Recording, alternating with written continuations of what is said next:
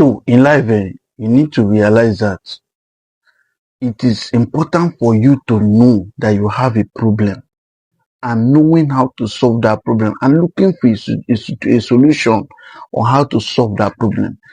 Over the years and since inception of Nigeria, there's a particular region of Nigeria that have refused to be educated.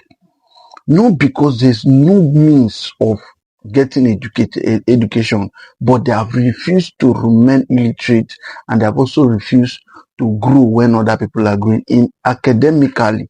That doesn't mean that nobody have gone to school in that area. It's just that some of them that have been enlightened have left there and gone to school. Now this is what somebody said about a particular region in Nigeria. Listen to it so that we'll continue talking. As long as the North still believe in Almajiri, it can never end. They know what they are doing. They cannot deceive us again. In the first place, who told you not to educate your people? Was it me? Nigeria had independence in 1960. All of us were here. You decided to choose whatever you want to choose. And now you want to blame us for your problem. Do you have the capacity to give your people free education like Awolowo? Yeah. The Igbos never had any free education. So, why are you not telling us that if you let them uneducated? I don't get it. You don't feel that you have this entitlement mentality. Right. Is it our fault that this is not happening in your area? You people should go home and think. Yes, you created this problem. Don't run away from it. Let me ask you. Why are they spreading all over Nigeria? Why are they spreading? Okay, let me ask you. Do you think there are no kidnappers and criminals in the southeast or the southwest? Sir, listen. If what is going on in the southeast is the same thing that going on in the north, in fact, it's like there will be peace in Nigeria. All right. Thank you very much. There will be peace in Nigeria.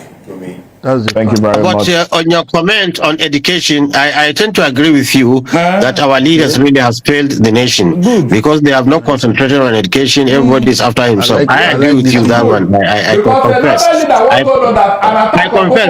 But you see, what I will not agree with you is criminality is everywhere. Everywhere. In fact, we never heard of kidnapping and armed robbery. It came to us in the north from the south. It was creeping slowly, and it corrupted our people, and they are doing it now. So let us adjust.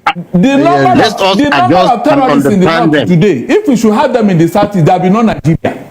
Is it true or false? No. We are trying here. We are trying here. We are but trying. But do you know why? It's because the population of those underprivileged in the north is in millions. Most of them are not Nigerians. You brought them here. The people that are no, they are not.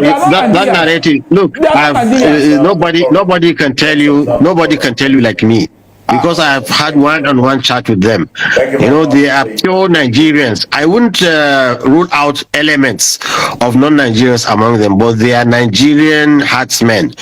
And one thing I want to make you understand is that, you see, the North, with this large population of really uneducated people, really is becoming a national. Governor Soludo of Anambra State, when he was the central bank governor, he came to Arewa House in Kaduna, and he said the poverty in the north, he fears that is going to constitute a security threat for the whole nation. He said this many years before even this started. So you see, we have to improve the economic situation and education and everything. Then this is the way to go about it. But if you see you want to do it violently, you want somebody to come and massacre people, that will not work. That will not work. Okay, this is an issue of concern. Like, this has been over the years. This came because Trump says he's coming to wipe out a particular region in Nigeria. The fact still remains that these people have been there. There's education. They choose not to go to school. And because of lack of education, they have become a tool in the hands of their leaders and in the hands of the politicians. Do you understand? Because anything they tell them, they believe. They feel that, okay, that is the truth. Because of lack of knowledge, you cannot come to Yoruba land and tell a Yoruba man that when you kill that when you kill people, that you go to heaven and they will give you 7 virgins, that there are 7 virgins waiting for you in heaven for you to go and marry somebody that is eligible to marry up to as much wives as possible in Nigeria. You find out that there are even more beggars in the north compared to southeast and the other region of Nigeria, except in that Hausa and Hausa land, the Fulanis, because of lack of education. It's only the leaders who have been able to send their children out, then enslaving other people. Those are the ones that still come back and begin to rule them, because they have been able to have a test of education and they have been able to travel and understand things. A typical Hausa man, the only thing he thinks about is how to make money and go to Mecca. That is the highest thing they can think of. They just believe that, okay, this life is supposed to be of violence and it's supposed to be of mass destruction. They don't ever think of innovation. They don't think of improvement. They don't think of development. And a typical Hausa man can dress up, can wear a particular clothes for more than a week and he feels comfortable, can only wash his hands and his face and legs and it's off. That is not right. So when everybody was going to school, they refused to go.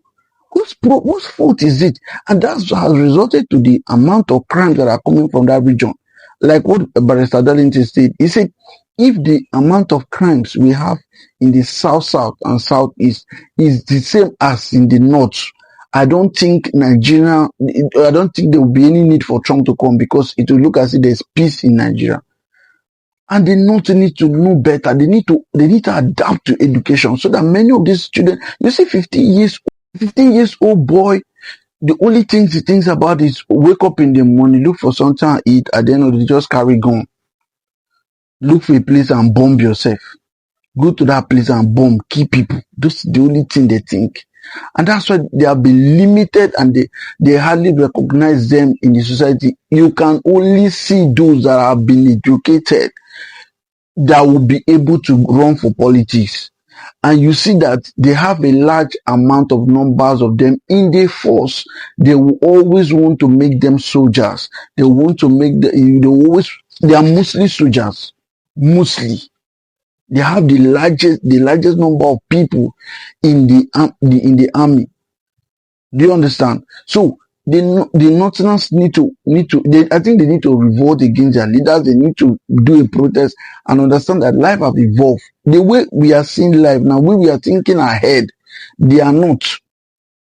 And that's what has caused this commotion in Nigeria. And I don't think if they don't do something about education, there's any way of them coming out of this, even in the next 50 years to come.